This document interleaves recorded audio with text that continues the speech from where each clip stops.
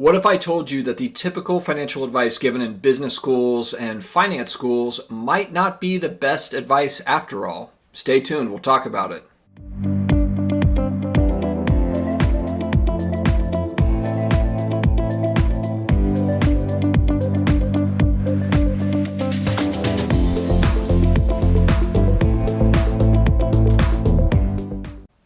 Hello, sports card collectors and investors and my collectibles friends. It's great to see you again. We are in the middle of the week. I'm excited to be kind of churning through. It's been a really busy one. I'm excited to talk today about kind of looking at the question of how would Warren Buffett approach sports card investing? What would be his takes? How would he get involved and so forth? And I'm just going to look at some of his background to try to answer this question. But before we do get into it, let's just kind of cover a couple of big things. We're doing a really awesome giveaway to celebrate 5,000 subscribers on December 31st. We are going to give away 2 paintings similar to the ones that are behind me. My mother-in-law makes them. And so what we're going to do is we're going to do the randomizer thing, pick 2 names, and all you have to do is be a subscriber, and then you also have to comment on one of my videos. We have over 300 videos, so you just have to comment on one of them, and it puts you into the randomizer. So it's actually pretty decent odds, guys, if you think about it. If I have about 5,000 subscribers, probably less than 10% have actually commented on a video, so we're talking maybe 500 people. I'm going to pick 2 people out of 500. It's not crazy odds. It's actually not bad at all. So if you want one, if you want a chance to get in and get one of these, we're so happy to have you. Thank you so much. All right, we're going to talk today about probably the most prolific securities, equities investors in history, Warren Buffett and Charlie Munger. And they've been together, working together for a long time.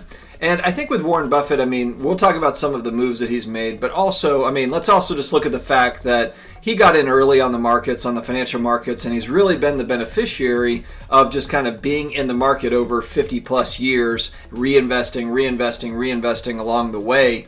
And he is where he is now. So, but the one thing that he does mention, he makes a lot of really great points, because I think when I was thinking about it, I'm like, well, you didn't even really have to be that good at what you were doing. If you were just in the market, and just kind of just continuing to reinvest, and you would have made money. And that's sort of true, but there's a lot of companies that went out of business. There's a lot of companies. He was talking about companies on the Dow 30.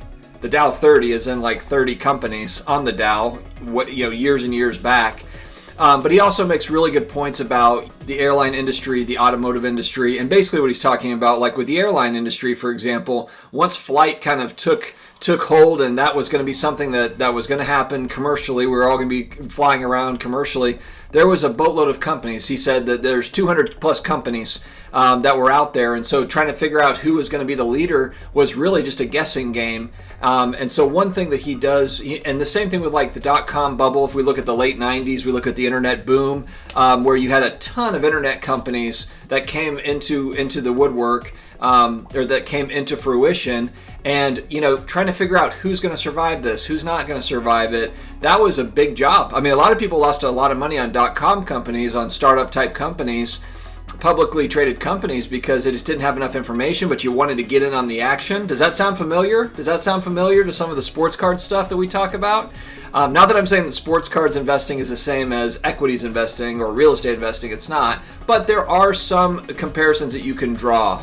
But one thing that Warren said is before he invests, he wants to know who the leader is going to be, which I thought was kind of interesting, because he's basically preaching patience as to, look, there's a lot of hysteria around this particular industry. It's on fire. There's, cards are going up, stocks are going up, etc. And everyone's trying to get in on the action. And he basically was saying with these companies that he wanted to figure out who the market leader was going to be. And then he's going in on those companies. And if you look at some of the big acquisitions that he's made over his career, especially over the last 30, 40 years. But I'll use one as an example. And you've heard him talk about this. I think he drinks 5 Coca-Colas a day. He is big on Coca-Cola as a company. And he's talked about how, look, they're one of a handful of companies that are the best run companies in the world. And that's why he went in on them. But let's also keep in mind that when he put over $1 billion, his position in the Coca-Cola in 1988. Okay, so that's when he made his move. And the one thing, if you look at Warren Buffett, he does not play around. Sometimes he has smaller positions and things, but in part, a lot of the reason why him and Charlie say that happens is because they're not able to put more money in. So essentially, they've identified that company that they're going with, and they're ready to make a move. They might not buy as much because they can't get it. They won't sell. They won't be able to buy enough of the stock, meaning they want more of it, but they can't get it. So I just think it's very interesting how he just, he identifies companies that are well run that he wants to go in on based on, of course, earnings and interest rates and a bunch of other factors, and he makes big, wide moves. These are not small moves. And he's done really well on Coca-Cola in 1988, but he bought into Coca-Cola when they were struggling. So it was a company that he was high on, but he didn't buy in at the height. He didn't buy in, he bought in when they were really going through tough times and the stock dipped. That's when he got in. So he identified them, he was patient, sat on the sidelines, and then made a monster move in 1988. The other times he's made money is, look at Wells Fargo and Bank of America during the financial crisis. He made huge moves. I think he put like $5 billion into one of them. Bank of America, I think, was the one he made a massive move into. But these are positions, again, coming off the financial crisis. Everything is down. And he comes in, and that's where the wealth is really made. Now, granted, he already had billions of dollars to put in, but if you look at that on a smaller scale, it doesn't matter if it's $1 billion or if it's $500. If you know the company is good and you're going in on it, you're going in on it. And I think that's kind of the long-term investor approach. If it's a company that you know is going to be around, that's where he focuses. And he laughs at diversification. He and Charlie Munger basically, and I'll play a video here, I'll go ahead and put it up. Actually, I'll talk about it for a second, then I'll put it up. But he's talking about how basically it's diversification is for the ignorant. Now, look, I'm diversified into index funds because I don't have the wherewithal to study stocks all day and to study companies. And so I buy some individual stocks, but it's rare. I'm mostly diversified in the indexes. We think diversification is, as practiced generally, makes very little sense for anyone that knows what they're doing. Diversification is a protection against ignorance. I mean, if you want to make sure that nothing bad happens to you relative to the market, you own everything. There's nothing wrong with that. I mean, that is a perfectly sound approach for somebody who does not feel they know how to analyze businesses. If you know how to analyze businesses and value businesses, it's crazy to own 50 stocks or 40 stocks or 30 stocks probably, because there aren't that many wonderful businesses that are understandable to a single human being in all likelihood. And to have some super wonderful business and then put money in number 30 or 35 on your list of attractiveness and forego putting more money into number 1 just strikes Charlie and me as madness. But essentially he's saying, like, look, if you know how to evaluate companies and you can understand kind of how this works, then you make the moves. But he said, look, you really just need 3 companies that are great companies where you can get in, buy at a good price, get in on those companies that you believe in long term that will be around, and you can do great with those 3 companies. And essentially he and Charlie laugh at finance schools, business schools, basically the finance people. Because what do we always hear in the finance world? Diversify to cover against your risk. Which again is true if you don't have any time to put the work in and you're not going to be able to put the work in. It certainly helps you to avoid the risk, but you're also not going to get the reward. You're not going to get Warren Buffett rewards like that. I'm not going to get them like that either. So it's just it's interesting. How do we tie that into sports cards investing? And what would Warren Buffett do? First off, he would probably just sit on the sidelines and learn and try to figure out. Now, also, players' careers and athletes' careers is not the same as evaluating companies, but you are evaluating a player. You're evaluating their brand and their image and their social media and all that stuff. It all goes together.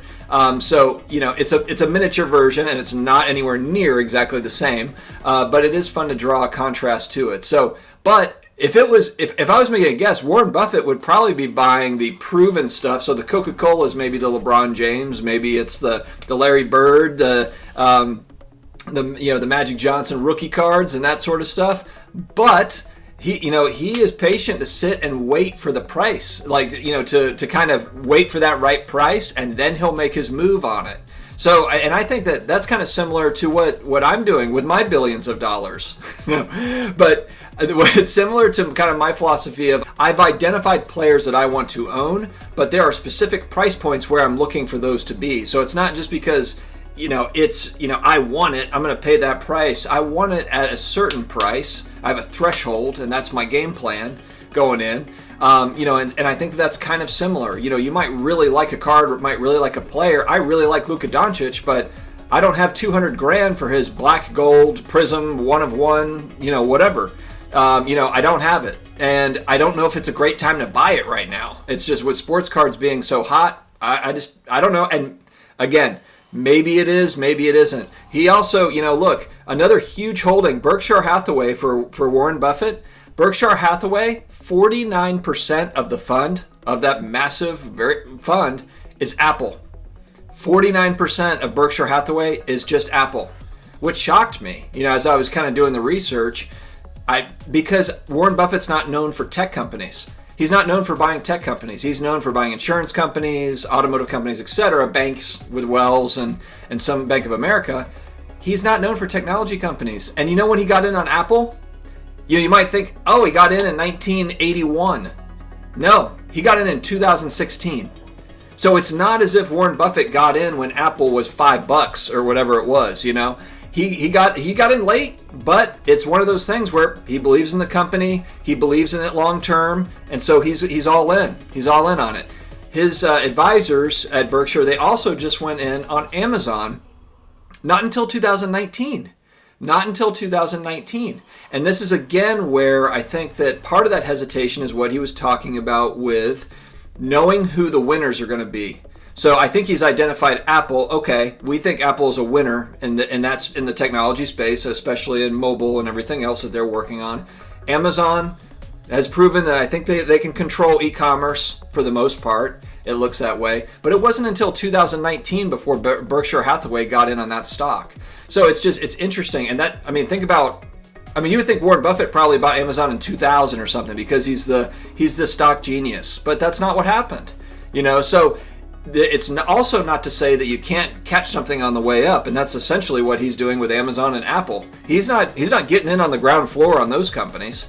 He's not. But they identified a certain point, maybe it hit a certain price point, and they're like, look, we're ready to move on these companies. So I just think that's interesting. For me, that is those, if I'm looking at basketball cards, for me, as I'm drawing a comparison to that, it's the players that are in that like 3 to 5 year bracket in their career where they haven't taken off. They don't have a championship ring, but they have shown that they can be a superstar in the league. And we talk about these guys. This is no secret on any of these guys. It's it's Giannis, it's Jamal Murray, Donovan Mitchell, Dame Lillard is kind of on the higher end of that. But it's kind of like that you've got these guys that are kind of in that mix of guys. And look, LeBron James is not going to play forever. I know that people are going to fight me on that and say like he will play forever. He'll be 45 years old and winning championships. Who knows? Hey, if anybody can do it, LeBron can. But my thing is like at some point there's a next generation that's coming, and that's where all the hoopla is around. Hoopla, pun intended, around Luka is because of the fact that there's a thought that he's going to be that next guy, and he may or may not be. He's so young. Who knows? Who knows what's going to happen with him? But the point is that you have all these kind of younger guys that, when did Michael Jordan win his first championship? When did, some of these other guys win their first championships? It's not like everyone wins a championship at 22 or 25. Sometimes they're 28, 29, 30. AD just won a championship. What is he, 20? I guess he's 27, 28. Okay. The point is, though, is that we try to, the first 5 years in the league, I think a lot of guys are just trying to figure it out. And we don't know who's going to ascend after that first 4 or 5 years in the league. Who is going to kind of take that next step? And that's what actually is really exciting about speculating on sports cards in general, is this fact. So with Warren's thing, it's interesting because it's kind of like, if you believe in it, if you believe in a company, if you believe in what you believe in, and and one thing that Charlie Munger says too is, He says, if you have knowledge on a particular subject, more knowledge than maybe the average person, use that and really kind of believe in it and expand on it. And I think that's kind of what, as sports card investors, collectors, flippers, whatever, that's what we're trying to do. We're essentially taking our sports knowledge and saying like, okay, how can we buy and sell, and make a few extra bucks on the side type thing. And that's what just makes it fun. Now, Jeff from Sports Card Investor made a really, really good video yesterday or the day before, but it was like knowing when to sell. And the part of the video that I'm really glad that he touched on, and I had I think it was a mail day video I did a few days back, but I showed Harold Miner and Calbert Chaney rookie cards from the early 90s. Those guys were the next big thing, but essentially what Jeff was hitting on in that video was he was just talking about how, look, there's a lot of guys, most guys are they're going to be worthless. When you're looking at rookie class, some of them are going to work out, most of them are not. So that's the thing that we've got to kind of pay attention to and think about is have fun speculating on those rookies, but you got to be really careful that you're not holding the wrong rookies. So it's like if it's kind of a short-term deal, you're kind of moving cards, you're moving rookies, great. But if it's something where you're going to hold it for 3, 4, 5 years, 10 years, then if you're not right on some of those, on a lot of those guys, they're going to go, and it's not like they're going to go down to they're going to go down 10, 20%. They're going to go down to $1, like the dollar bin, as Jeff had mentioned in his video, and he is absolutely right with that statement. So I'm really glad that he brought that up. I thought that was one of his better videos that he's ever done. So it's just a matter of kind of, we go back to that diversification thing. Is it better to diversify with 30 different players, or is it better to just say what, I'm locking down on these 5 guys, and these are the horses I'm running with, and when they reach a certain price point, I'm selling, and that's what you're doing. I mean, I guess that's kind of these are the fun strategies that we talk about. And guys, let me also say, I always say full disclaimer, I'm not any sort of financial advisor or anything. I am just a guy, talking head on the internet that likes to talk about cards and finance. It's fun, okay? So I use these videos to open up the discussion. Get into the comments and let me know your thoughts. I'd love to hear it. Are you a big diversification person? Do you think this is absolute garbage what Warren Buffett is saying? I've had people come back to me. I did another recent video about Warren Buffett, and I did get some pushback of Warren Buffett is diversified. And sort of diversified. And also you have to look at Warren Buffett personally and Warren Buffett's company as far as Berkshire goes. But I mean, that just shows you, look, Berkshire Hathaway is, what is it, the most expensive? It's a very expensive stock. I'm not a stock expert, but it's not cheap. They have Class A, Class B, I believe, and it's through the roof. But 49% of it is Apple. 49% of it is one company. I mean, that shocks me. I think it makes up 5% of Apple. They own 5% of Apple, and that makes up 49% of Berkshire. Anyway, I love talking about it. Guys, let me know your thoughts. Again, get in on the giveaway December 31st. Make sure you're subscribing. Hit the notification button. Throw a comment. You don't have to say anything like, you're the best. You can just say hey, I'm here for the giveaway, dude. Perfectly fine with me. Guys, thank you very much for joining. I appreciate it. Have a great day. Take care.